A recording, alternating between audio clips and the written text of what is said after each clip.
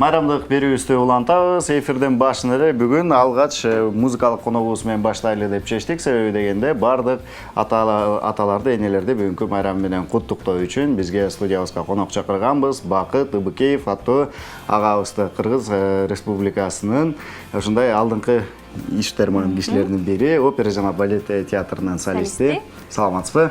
Майрамыңыз менен. Майрамыңыздар менен, урматтуу телекөрүүчүлөр, кечиккен майрамыңыздар менен. Көрүүңүзгө абдан кубанычтабыз. Сизде ушу куттуктоо сөзүңүз болсун, анан сизден бир жакшы бир музыкалык чыгарманы аткарып бериңиз деп суранып чакырдык. Рахмат жеңиз деп Суранып чакырдык. Кандай? Ар дайым жеңиштин үстүндө жүрөлү. Мына бүгүн дагы ушул мен пайдаланып мен да бир эки досумду куттуктап кетейин. Жусуп Ахматалиев деген досумдун туулган күнү. Жеңишгүл деген жеңемдин туулган күнү. Аларды куттуктайм. Жалпы кыргыз элин жеңиш майрамдар менен куттуктап, Хабибулла Азыреткуловдун эстелик алдында деген бирин аткарып берейин. Келиңиз. Жакшы болот, келиңиз.